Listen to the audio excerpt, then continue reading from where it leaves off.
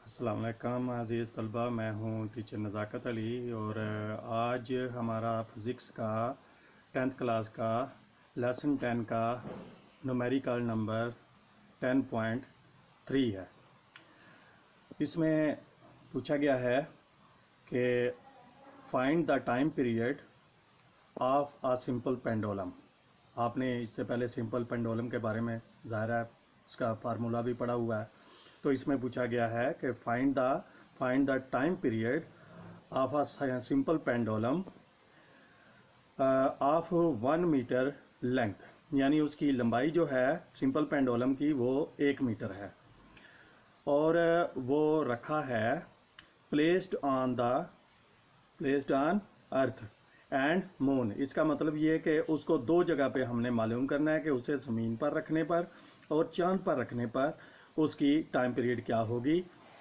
जबकि the value of G on the surface of the moon is 1/6 of its value on the earth, यानी इसकी जो value चांद की सतह पर होगी वो ज़मीन की सतह के हिसाब से 1/6 होगी।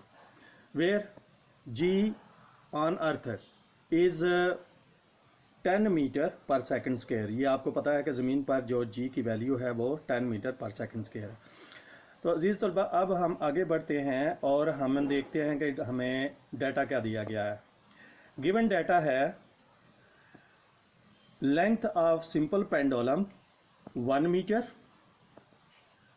जी on earth 10 metre per second square और and G on moon 1/6 of earth mean 10 metre per second square divided by 6। ये उसकी बन जाएगी, तो ये 1.66 ऑन मून पर यानी चांद पर होगी। अब हम आगे बढ़ते हैं, इसको फाइंड करते हैं। हमने दो चीज़ें मालूम करनी है, एक टाइम पीरियड ऑन मून और दूसरा टाइम पीरियड ऑन अर्थ। अजीज़ तलबा, हम सबसे पहले time period on earth moon देखते हैं। First, time period on moon. As you know, the formula is T is equal 2 pi L over G under root. अब moon के लिए हमें क्या करना होगा कि उसमें G की वैल्यू मून के हिसाब से ही हमने पुर करनी है। तो लिखते हैं कि 2 पाई की वैल्यू 3.14 मल्टीप्लाई 1/1.66। अब इसे हम पहले क्या कर लेते हैं कि सबसे पहले हम नीचे ये वैल्यू उसी तरह लिखेंगे।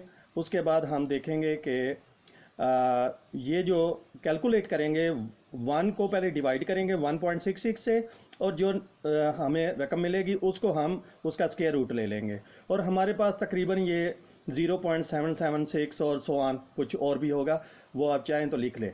तो वो आप इस रकम के साथ मल्टीप्लाई करेंगे तो ये आपके पास अप्रॉक्सीमेटली 4.9 सेकंड निकलेगा।